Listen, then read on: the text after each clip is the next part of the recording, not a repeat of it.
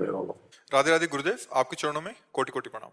महाराज जी, मैं आपसे यूट्यूब के माध्यम से जुड़ा हूँ। महाराज जी, यहाँ बैठने के योग्य तो नहीं हूँ कि गुरु जी, मैंने अनजाने में बहुत जीव हत्या व्यभिचार किए हैं, पर गुरु जी जब से आपसे जुड़ा हूँ 16 महीने से वो सब कुछ छूट गया और मैं भ्रूण हत्या भी करने जा रहा था, पर आपके एक वीडियो ने वो करने से भी रोका। आपकी कृपा से लड़की ने जन्म दिया और शास्त्र के अनुसार उसका भी नाम मैंने राधा ही रख दिया। उसके बाद आप सपने में आए, मुझे आपने कहा, याद नहीं रहा क्या बोले। महाराज जी, अब आगे बढ़ना चाहता हूँ भजन मार्ग में। मैंने मांस, शराब और सारे गलत काम छोड़ दिए हैं, पर गुरु जी माता बहनों की तरफ गलत दृष्टि हो जाती है। इससे महाराज जी मैं कैसे डरने की जरूरत नहीं है। भगवान के कुछ लीला चरित्रों का रोज नियम पूर्वक गायन करो। जैसे भागवत है तो 10वें स्कंद के 1 अध्याय 2 अध्याय भागवत पढ़ो। नाम कीर्तन 10-15 मिनट नाम कीर्तन करो और हर समय नाम चलाने की कोशिश करो। राधा राधा राधा राधा, सब ठीक हो जाएगा। जैसे जैसे अंतःकरण निर्मल होता है ये सब बातें खत्म हो जाती हैं। आप बच्चा सच्ची समझो, किसकी तरफ देख रहे हो? जो देवी स्वरूपा है, जो माँ स्वरूपा है, जो बहन स्वरूपा है, उनकी तरफ हम गंदी दृष्टि से देखेंगे, हमारा मंगल कैसे होगा? नहीं, ये गंदी बात। सबके चरणों की तरफ देखो, नमस्कार। अगर दृष्टि चली जाए तो दोबारा दृष्टि ना जाए। राधा राधा राधा राधा। जो चाहे आपन कल्याणा, सुजस सुमति शुभ गति शुभ नाना, सो पर नारी लीलार गोसाई, तजो चौथ के चंद्र की नाई। दूसरी माँ बहनों को काम दृष्टि से देखोगे, दुर्गति को प्राप्त हो जाओगे। यदि अपना कल्याण चाहते हो, मंगल चाहते हो, तो भवानी के अंश स्वरूपा है। इनको जननी के समान, बहन के समान, बेटी के समान भाव से देखो। बराबर की है तो बहन के समान छोटी है, तो बेटी के समान बड़ी है, तो माँ के समान देखकर प्रणाम। इनके पर अगर काम दृष्टि करोगे तो उनका तो कुछ बिगड़ेगा नहीं, आप नष्ट हो जाओगे। उनके प्रति तुम्हारी काम दृष्टि तुम्हारा नाश कर देगी।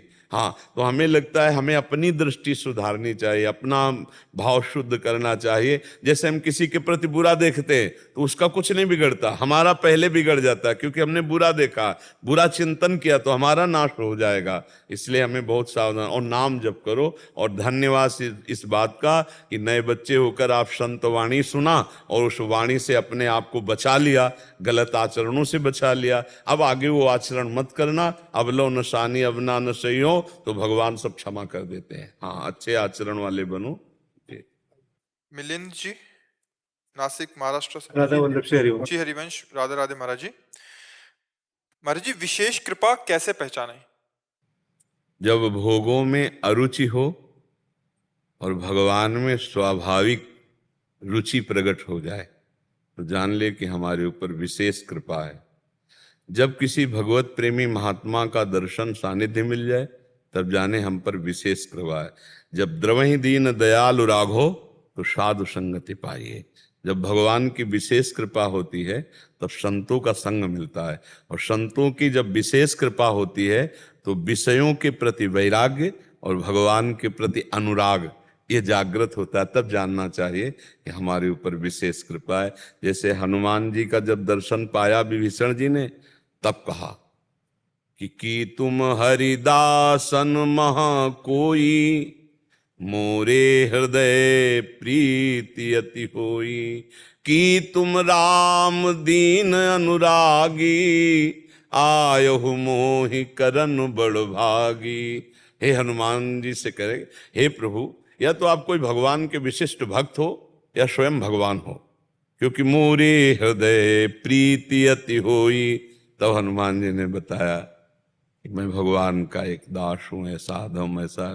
तब कहा, अब मुई भा भरोस हनुमंता, बिनु हरि कृपा मिले नहीं संता, जो प्रभु मोहि अनुग्रह कीन्हा, तो तुम आए दरस हठ दीना।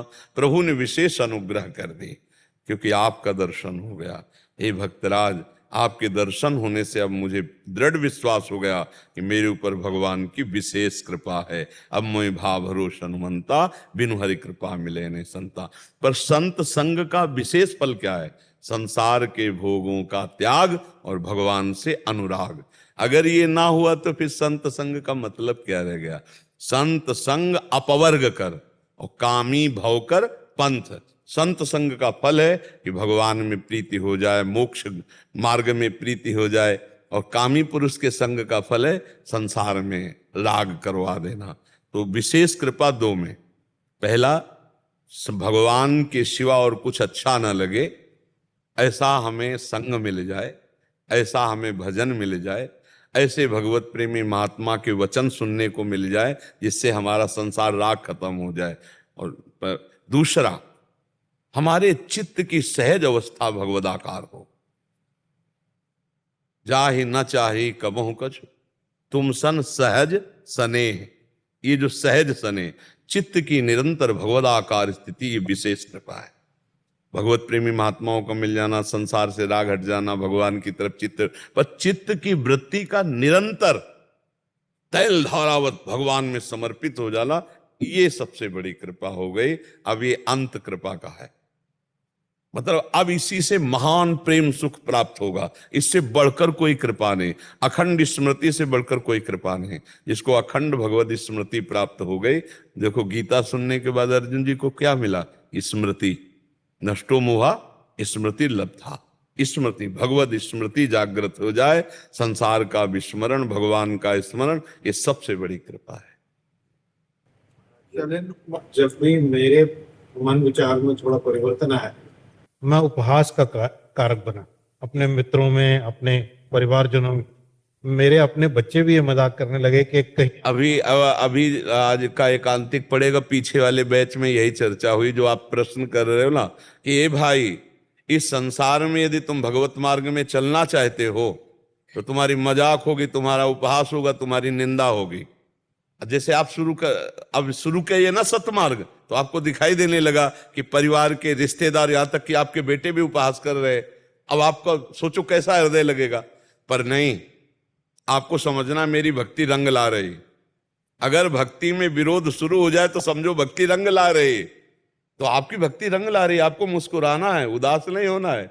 हाँ, अगर आप ऐसे फिर गिर जाओगे, फिर तो गिर जाओगे बहुत बहुत। इसलिए हिम्मती बनो, हिम्मती बनो, बहुत हिम्मत की जरूरत है इसमें। निराश, आपकी तो भक्ति रंग ला रही, तो आपको तो अच्छा अनुभव होना चाहिए, प्रसन्न होना चाहिए। आप निगेटिव क्यों सोच रहे हैं कि मेरा उपहास हो रहा है?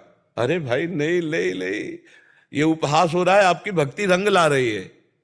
देखो, गलत आचरण करो, आप देखो कोई आपको नहीं रोकेगा, कोई आपका उपहास नहीं करेगा। लेकिन माला कंठी धारण करके भजन शुरू करो, भगवत आराधना करो, तो आपके ही लोग आपका उपहास करने, बड़ा भगत बनता है, ऐसा है वैसा है, क्या क्या नहीं बोलने लगेंगे। इसलिए किसी के बोलने से मत रुको। भगवान का सत्य मार्ग है, सच्चिदानंद मार्ग है, बिल्कुल हारने की जरूरत नहीं। अगर हमको ऐसे ऐसी बातें कही गई तब अंदर से आता है, टूटो नहीं, टूटो नहीं। एक शराबी का उपदेश हमें जीवन भर याद रहा है। वो यही कहता था, तिल तिल काटी गई मूर्ति कभी टूटी नहीं, तू बाबा जी बना कभी टूटना नहीं। हम उस समय बच्चे थे, वो जीवन भर रखा। मेरी पुत्री है, वो यहाँ से कहीं पढ़ने के लिए गया, उसे कुछ एक ऐसी दीक्षा उसको पकड़ा दीजिए जिससे वो आगे की तरफ। देखो, हम आपकी पुत्री की नहीं, सबकी पुत्र पुत्रियों के लिए प्रार्थना है कि ये जो आज गर्लफ्रेंड बॉयफ्रेंड रूपी जहर फैला हुआ है, इससे बचा जाए। पहली बात तो अपने चरित्र को पावन रखा जाए। अगर चरित्र पावन नहीं है तो आपकी उन्नति की लालसाएं बाधा में पड़ जाएंगी। आजकल कोई सही मित्र मिलना बड़े सौभाग्य की बात है, नहीं तो केवल अपनी वासनाओं की पूर्ति के लिए दोस्त बन जाने वाले सैकड़ों तैयार हैं। तो हम अपने फ्रेंड का चयन बहुत सोच समझ करके करें। जो हमारे से सुख भोगने की लालसा रखता है वो फ्रेंड नहीं हो सकता। फ्रेंड वही होता है जो अपने को बलिदान करके सामने वाले को सुखी करना चाहे, जो अपने को मिटा करके दूसरे को सजाना चाहे, उसे दोस्त कहते हैं। लेकिन आज के दोस्त दूसरे सामने वाले को मिटा के अपने को सुखी करना चाहते हैं। तो हमारे भाई बहनों से प्रार्थना है, पूरे भारत के, पूरे विश्व के, कि हमारी जो परंपरा रही है ये चरित्र पावन की रही है, चरित्र ना दूषित होने पावे। और दूसरी बात, कोई व्यसन हमारे जीवन में ना होने पावे, चाहे वो पुत्र हो चाहे पुत्री। ये बात बिल्कुल समझ लो, हर व्यसन हमारे जीवन को नाश की तरफ ले जाएगा। जो भी जैसे आजकल स्कूलों में बच्चे ड्रग्स लेने लगे, धुआं फूंकने लगे, बीड़ी सिगरेट ले, कोई व्यसन ना करे, कोई चरित्रहीनता के आचरण न करे और भगवान का नाम स्मरण करता रहे, तो भगवान इस संसार से विजय निश्चित दिला देंगे और जो हमारी कामनाएं हैं उनकी पूर्ति हो जाएगी। जब हमारी बुद्धि शुद्ध रहेगी तो हमारा स्मरण पवित्र रहेगा, स्मरण पवित्र रहेगा तो जो हम पढ़ेंगे हमें याद हो जाएगा, हम कभी फेल ही नहीं होंगे। जब हमारा चरित्रहीनता होती, नाना प्रकार के विषय घुस जाते हैं तो हमारी स्मरण शक्ति नष्ट हो जाती। कामा संजायते क्रोधा, क्रोधा स्मृति विभ्रमा, स्मृति भ्रंशात बुद्धिनाशो, बुद्धिनाशात प्रणश्यति। तो इसलिए जीवन का केवल इतना ही उद्देश्य नहीं कि हम नौकरी पेशा करके रुपया कमाएं, भोग भोगें और मर जाएं। जीवन का उद्देश्य है भगवान की प्राप्ति करना, अध्यात्म पूर्वक जीना। तो इसलिए चरित्र पावन रखे, कोई व्यसन न करे, भगवत नाम की आराधना करे और माता पिता को भगवान समझकर उनकी आज्ञा और उनकी सेवा में रहे। अगर इतना स्वीकार कर ले तो सब कुछ बन जाएगा, इतने से ही बन जाएगा। और आप कभी निराश मत होइएगा, मस्त रहिएगा। जैसे कोई आपका उपहास करे तो मुस्कुरा दिया और भगवान से प्रार्थना की कि इनको भी ज्ञान दीजिए, इनको भी विवेक दीजिए। हमें उनके प्रति द्वेष भाव नहीं करना है, द्वेष करने वालों के प्रति भी हमें मुस्कुरा के चलना है। ये साबित करना है कि भगवान का भक्त कितना मजबूत होता है, कितना पुष्ट होता है, हमें साबित करना पड़ेगा। हम भगवान के दास हैं तो हमें साबित करना। वो हमें मारे और हम उसका मंगल करेंगे, वो हमें गाली दे हम उसका मंगल करेंगे। करत जे अनसहन निंदक तीनों पे अनुग्रह। वो हमारा उपहास कर रहा है, हमें नीचा दिखाना चाहता है और हम हाथ जोड़कर उससे बात करेंगे। हमारी और संसारिकता में अंतर है, क्योंकि हम साधु मार्ग के हैं, हम भगवत मार्ग के पथिक है। तो साधु का मतलब केवल भेष से नहीं, स्थिति से। इसलिए आप प्रसन्न रहिएगा। शैलेंद्र कुमार जी। राधे राधे। परम आदरणीय गुरु जी, आपके चरणों में चरण स्पर्श। महाराज जी, ईश्वर ने जो भी कुछ दिया उससे मैं पूर्ण रूप से संतुष्ट हूँ। और दिनांक पिछले दिसंबर की को आपसे मिले और उपदेश आपने मेरे जीवन में दिया, उससे काफी बदलाव आ गया और संतोष रूपी धन की प्राप्ति हुई। बस महाराज जी, एक ही आशीर्वाद की अभिलाषा है कि मन में कभी भी किसी प्रकार का विकार जन्म ना ले और शेष जीवन सत्कर्म में बीते। आप इसके लिए मार्गदर्शन करें। हाँ देखो, मन जो है, अगर कह दें हम कि आज के बाद मन हमारा कभी विकार में नहीं जाएगा तो झूठ हो जाएगा, क्योंकि इसका स्वभाव है मना कष्टान इंद्रिया प्रकृति स्थानी कर सती। अगर हम मन में नाम चलाने लगे तो गारंटी से कह सकते हैं कि मन विकारों में नहीं जाएगा। बस पकड़ लो, अब नाम पकड़ लो जो आपको नाम प्रिय हो। गुरु जी, आपकी छवि हर समय आपको रहती है, राधा राधा के। बस इससे सब ठीक हो जाएगा। बस इतना नाम पहारू दिवसलिस और ध्यान तुम्हार कपाट। नाम पहारू, अगर नाम का पहरा चल रहा है और इष्ट या गुरु का ध्यान है तो माया परास्ती नहीं कर सकती, फिर तो विजयी हो जाओगे। रात को अगर नींद नहीं आती तो आपका नाम, और वो एक आप बताए हैं श्री कृष्ण वासुदेव, उसको जाप करता हूँ 5-7 दफे पढ़े, कब से पता नहीं। हाँ नहीं, बिल्कुल ठीक है। खूब चलते रहिए और अपने अनुभव को छुपाते रहिए।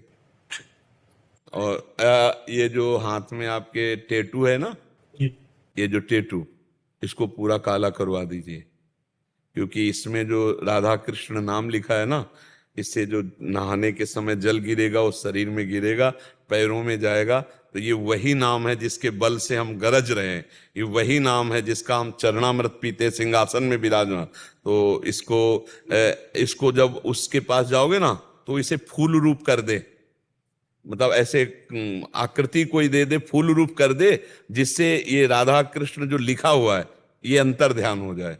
इसको फूल रूप करवा दीजिए ऐसे का जी। सुमित पटेल जी, मध्य प्रदेश से। राधे राधे महाराज जी, जय सीताराम महाराज जी। महाराज जी, प्रभु का प्रेम पाने के लिए सबसे बड़ा सहयोगी व सबसे बड़ा बाधक क्या है? सबसे बड़ा सहयोगी भगवत प्रेमी महात्मा है। महत्संगस्तु दुर्लभो अगम्यो अमोघस्य। यदि महापुरुषों का संग न मिले तो फिर भगवत प्रेम हो ही नहीं सकता। किसी को भी भगवत प्रेम आज तक प्राप्त हुआ है तो महापुरुषों के द्वारा ही प्राप्त हुआ है।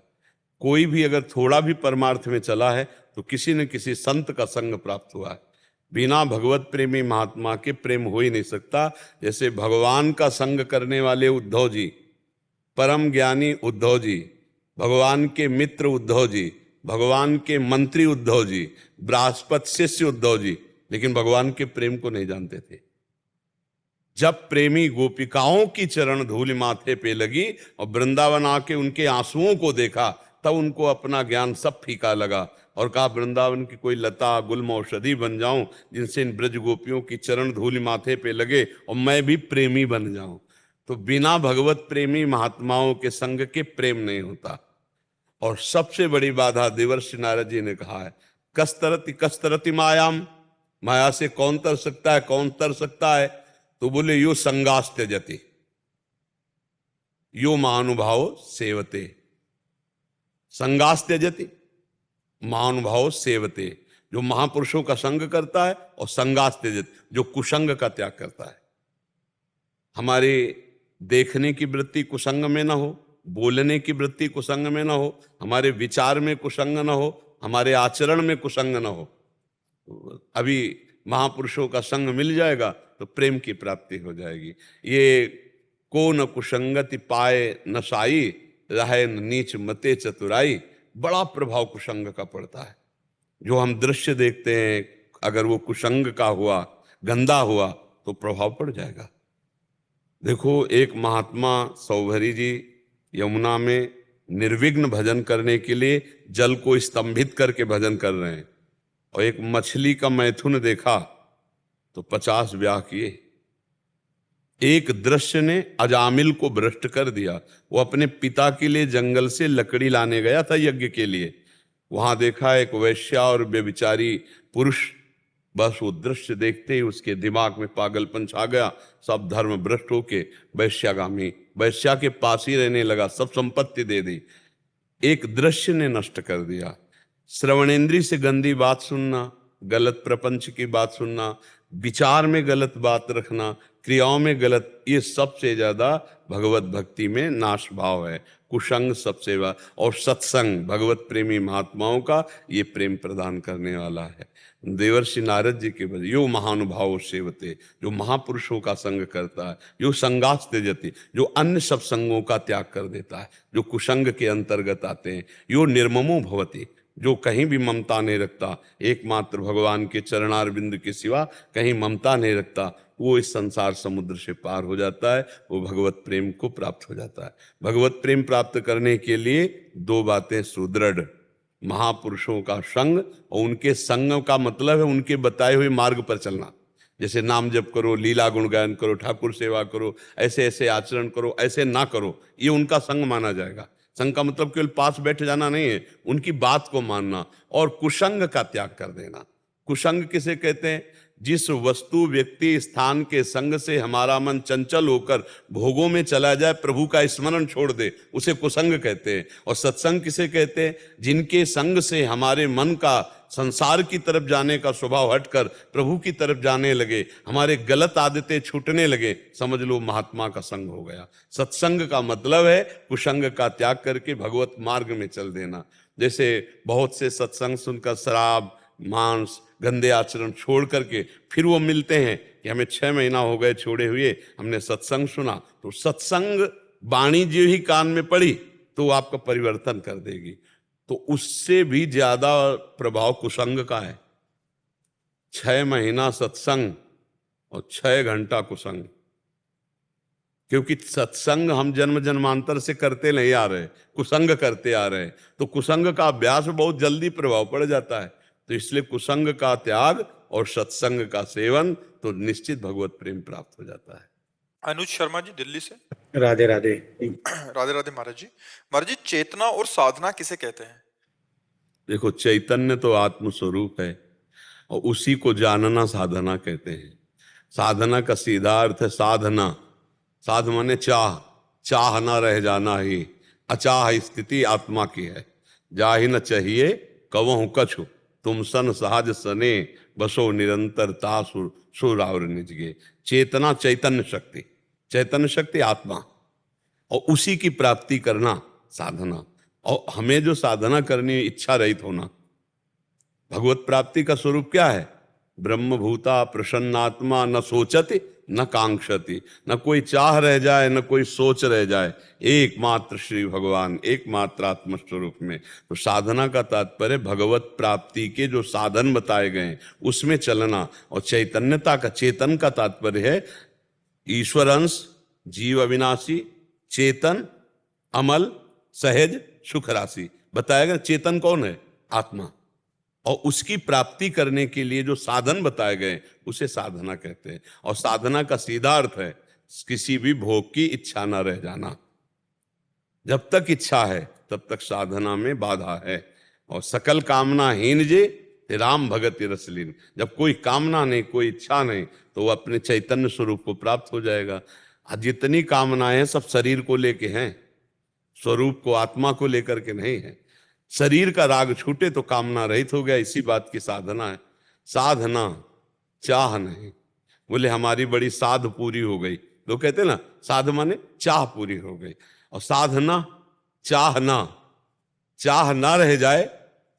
और साधना माने चाहना, चाहना प्रभु की प्राप्ति। साधना का मतलब है चाहना, प्रभु की प्राप्ति हो जाना, संसार की भोगों की चाह ना रह जाना, इसी का नाम साधना है। अपनी इंद्रियों को साधना, अपने मन को साधना, इंद्रिय मन को प्रभु में लगा देना, इसी का नाम साधना है। हृदय में कोई चाह ना रह जाना, इसी का नाम साधना है। प्रभु की चाह में भर जाना, कब प्रभु मिलेंगे, कब प्रभु की स्मृति में मैं डूबूंगा, कब प्रभु के लिए मैं रोऊंगा, इसी का नाम साधना है। शास्त्र के अनुसार चलना, भगवत प्राप्ति के मार्ग में चलना, इसी का नाम साधना है। प्रभात दीक्षित जी फतेहपुर से। राधे राधे प्रभु, सादर प्रणाम। महाराज जी, शास्त्र एवं गुरु कब फल देते हैं? Bye. Wow, your dad is so hot, yeah. Actually वो मेरा हॉट बटाटा वड़ा खाने का मन हो रहा है। किंगफिशर खोलो और दिल खोल के बोलो। एक्चुअली वो मेरे डैड नहीं है, मेरा हॉट बॉयफ्रेंड। अब अहंकार त्याग कर उनकी आज्ञा पे समर्पित हो जाते हैं। जब अहंकार त्याग कर उनकी आज्ञा में समर्पित हो जाते हैं तो चाहे वो संत हो या शास्त्र हो, वो फलीभूत हो जाते हैं। जब अहंकार करके मनमानी आचरण करते हैं तो शास्त्र स्वाध्याय निष्फल, संत सेवन निष्फल। वो संत संग करे, कहते नहीं कि दीपक तरे अंधेरा। उनके समीप हो आप और उनकी आज्ञा का पालन नहीं करते तो आप में प्रकाश नहीं होगा, आप अंधेरे पे रहेंगे। और आप 100 कोस दूर हो लेकिन उनकी आज्ञा का पालन करते हो, आप में फल प्रकाशित हो जाएगा। शास्त्र स्वाध्याय कर रहे हो, आप 10-10, 20-20 अध्याय भागवत के पढ़ रहे हो, लेकिन एक भी बात नहीं मान रहे, मनमानी आचरण कर रहे हो, तो फल की प्राप्ति नहीं होगी। जो फल प्रकाशित होता है वो उसके अनुसार चलने पे होता है। समझ पा रहे आप?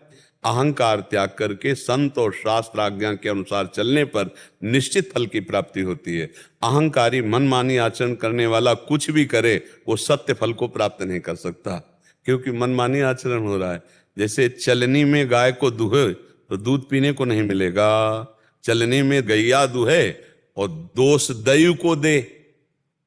और हरि गुरु कहो न माने, शास्त्र दो के ही है, या तो हरि बोल रहे हैं या कोई महापुरुष बोल रहा है।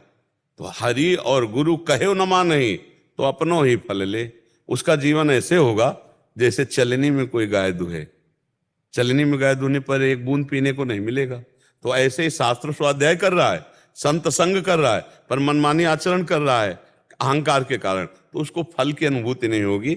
जैसे अभी कुछ समय पहले ही एक आए बताया कि 40 साल से हम गीता अध्ययन कर रहे हैं, गीता का प्रचार प्रसार भी कर रहे हैं, लेकिन जब से हम सत्संग सुना आपका तो मुझे अनुभव हुआ कि मुझे कुछ नहीं मिला।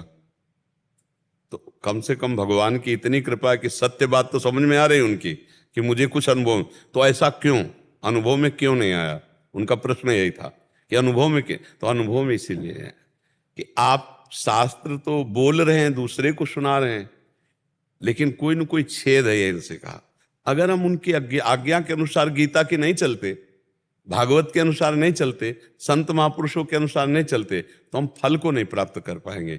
जैसे बिहारी जी जाना इधर और आप दौड़ लगा दो छठी करा की तरफ, और आप दूसरे से कहो कि मैं बिहारी जी को प्राप्त करके ही रहूंगा, देखते हम खूब दौड़ लगाएंगे, तो जितना दौड़ लगाओगे आप दूरी बनाते चले जाओगे अहंकार के कारण।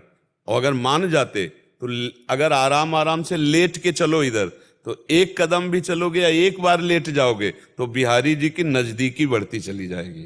तो शास्त्र और सदगुरु की आज्ञा का पालन भगवान की नजदीकी है, और उनकी आज्ञा के विरुद्ध दौड़ लगा रहे हो, बहुत मेहनत कर रहे हो, पर विपरीत दिशा में जा रहे हो, इसलिए फल की अनुभूति नहीं होगी। महाराज जी, आत्म अवलोकन के मानक क्या हैं? आत्म अवलोकन के मानक क्या हैं, उसके हाँ मापदंड? बिल्कुल, बहुत सुंदर बात है। हम आत्म तत्व को, अपने स्वरूप को, बोध को प्राप्त हो रहे हैं, भगवान को प्राप्त हो रहे हैं, इसके लक्षण क्या हैं? तो बोले निर्माण पहला लक्षण है। उसका मान भाव नष्ट हो जाएगा, उसमें मान प्रियता नहीं रहेगी।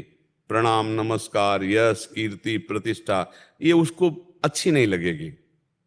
सबसे पहला लक्षण है, क्योंकि कंचन और कामिनी, इन दो पर विजय प्राप्त करने वाला ही आत्मस्वरूप या भगवान की प्राप्ति की। तो ये तीसरे में फंस जाता है, मान में, जो मान, प्रतिष्ठा, कीर्ति, जो इनका त्यागी है। क्योंकि इनका त्यागी नहीं तो चर्चा नहीं, फिर क्योंकि इनका त्यागी नहीं तो आत्मवान या भगवत भक्त ही नहीं है, वो तो पाखंड है। जो कंचन कामिनी में लिप्त है वो तो विषयी पुरुष है, चाहे जितना बड़ा जो कुछ वेश बनाए हो, वो स्वांग, नौटंकी, नाटक, पाखंड, दंभ है। लेकिन जो इनका त्यागी हो जाता है, फिर एक बहुत बड़ी जोर की खाई है, कीर्ति, मान, प्रतिष्ठा, यश, कीर्ति। बोले निर्माण, जो मान रहित है। ये पहला लक्षण है कि ये भगवत प्राप्ति के नजदीक पहुंच चुका या भगवत प्राप्त है।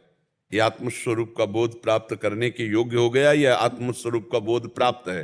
पहला है निर्माण, मान रहित हो जाना।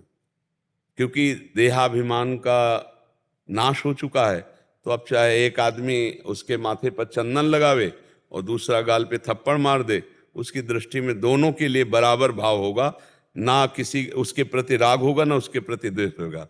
निर्माण। फिर अमोहा, किसी से उसका मोह नहीं होगा, ना अपने शरीर से और ना किसी शरीर संबंधी से। क्रियाएं सब ऐसे होंगी व्यवहार की, लेकिन मोह नहीं होगा अंदर का कि वो बिछुड़ गया तो उसके लिए रोना, पश्चाताप, शोक करना, ये नहीं होगा। मोह रहित है, किसी से ममता नहीं, किसी से मोह नहीं, सब में भगवत स्वरूप देखना, अमोह स्थिति। अगर समझ पा रहे हो, किसी से मोह नहीं, अपने भी शरीर से मोह नहीं, नष्ट हो जाए या स्वस्थ बना रहे, वो जो भगवत प्राप्त है। तो ना मान और ना मोह, निर्माण, अमोहा और जित संग दोषा। उस महापुरुष को किसी का भी विषय का संग परास्त नहीं कर सकता। जैसे काम संबंधी संग हो जाए तो वो नहीं परास्त होगा, धन संबंधी संग हो जाए तो लुभायमान नहीं होगा, कुसंग हो जाए बहिर्मुख पुरुषों का, निंदा कोई करे, नाना प्रकार, उसको कोई प्रभाव नहीं पड़ेगा। किसी भी प्रकार के संग का उसके ऊपर प्रभाव नहीं पड़ेगा। जित संग दोषा, वो संग दोष से रहित है, वो जीता हुआ पुरुष है। अध्यात्म नित्या, क्योंकि हर समय वो आत्मस्वरूप में रहता है, वो देह भाव में नहीं रहता है। अध्यात्म नित्य। और विनिवृत्त कामा, सारी कामनाएं जिसकी शांत हो चुकी हैं। और द्वंद्व विमुक्ता, शत्रु मित्र, मान अपमान, लाभ हानि, जय पराजय, समान स्थिति को प्राप्त होगा। सुख दुख संगई, सुख और दुख में समान स्थिति है। बोले ऐसा अमूढ़ पुरुष, मतलब ज्ञानवान, वो परम पद का अधिकारी हो चुका है, वो आत्मबोध को प्राप्त हो रहा है, भगवत साक्षात्कार के योग्य हो गया है या भगवत साक्षात्कार हो गया। ये लक्षण जिनमें पाए जाएं, मान रहित, मोह रहित, संग दोष रहित, स्वरूप में स्थिति, और कभी भी किसी भी तरह की कोई कामना नहीं, किसी भी द्वंद्व से कोई भी हृदय में हलचल नहीं, सुख दुख में समान भाव। गच्छन्त मूढ़ा पद्मभ्यम तत्, वो परम पद, अव्यय पद का अधिकारी हो गया, वो आत्म स्वरूप में स्थित, वो भगवत प्राप्त महात्मा हो गया। समझ पा रहे हैं आप जी? सुदेश कुमार जी फरीदाबाद से। राधे राधे महाराज जी। महाराज जी, आपके चरणों में कोटि कोटि नमन।